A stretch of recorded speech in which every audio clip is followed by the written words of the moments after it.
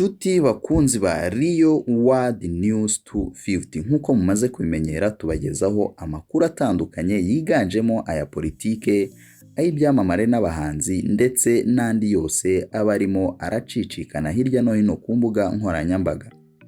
Muri aka kanya tubafite inkuru itari nziza ku muziki nyarwanda kuri Bruce Melody ndetse n'abandi bakunzi ba muzika nyarwanda muri rusange. Ayo makuru nta yandi nuko Bruce Melody, umuhanzi ugezweho cyane muri iki gihugu cyacu cy'u Rwanda, umuhanzi uri kwigarurira imitima ya benshi, ariwe Bruce Melody yamaze gutandukana n'umujyanama we bari bamaranye imyaka 5 bakorana.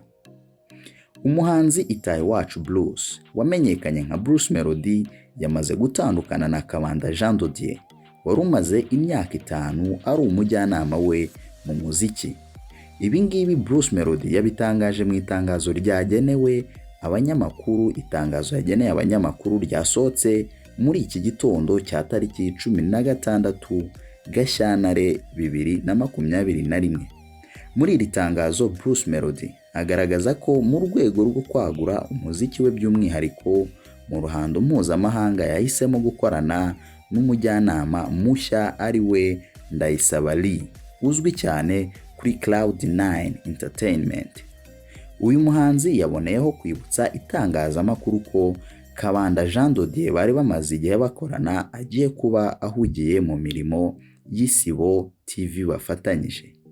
Ndayisaba Lee ugiye kuba umujyanama mushya wa Bruce Melody asanzwe azwi cyane nk'umuyobozi wa Clouds TV Rwanda, ishami rya Clouds Media, ikinyamakuru gikomeye by'umwihariko mu karere ka Afurika y'Iburasirazuba.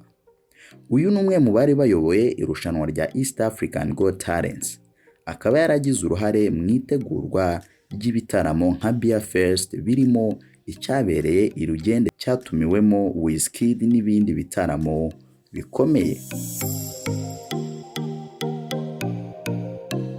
Uyu mugabo azwiho kuba ari umwe mu banyarwanda babashije kwinjira mu muziki wa Afurika y'Iburasirazuba ndetse n'ahandi hatandukanye ku isi, ku buryo habayeho imikoranire myiza nta kabuza hari byinshi yakungura umuhanzi wacu Bruce Melody.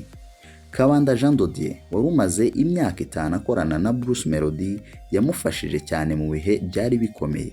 Uyu mugabo yafashije uyu muhanzi mu bihe yari amaze gutandukana na Super Level, label yigeze kugacishaho cyane muri iki gihugu ndetse yananyuzemo abahanzi bari bakomeye cyane muri icyo gihe cya Super Level. Akaba ari na label byavugwaga ko yari iya Urban Boys, gusa nyuma byaje kugaragara ko itari iyabo ahubwo yabafashaga mu miziki yabo cyangwa se mu bikorwa bya muzika yabo. Uyu Kabanda Jean de Dieu yagaragaje gukorana na Bruce Melody mu bikorwa binyuranye byagize uruhare mu iterambere rye. None kuri ubu ngubu ni umwe mu bahanzi bahagaze neza muri iki gihugu cyacu cy'u Rwanda. Ayo namwe mu mafoto yagiye ajya hanze, bagiye bashyira hanze bagikorana, igihe Kabanda Jean de Dieu yari akiri manager we. Kuri ubu bakaba bamaze gutandukana ndetse akaba agiye kuba ahugiye mu bikorwa by'Isibo TV bafatanyije. Uwo rero niwe Ndayisaba Lee wamaze gufata inshingano zo kuba umujyanama wa Bruce Melody. Nshuti bakunzi ba Rio World News 250, niba utarakanda subscribe kuri YouTube channel yacu, aka niko kanya keza kugira ngo n'andi makuru yose tuzajya tubagezaho ajye ahita akugeraho ako kanya.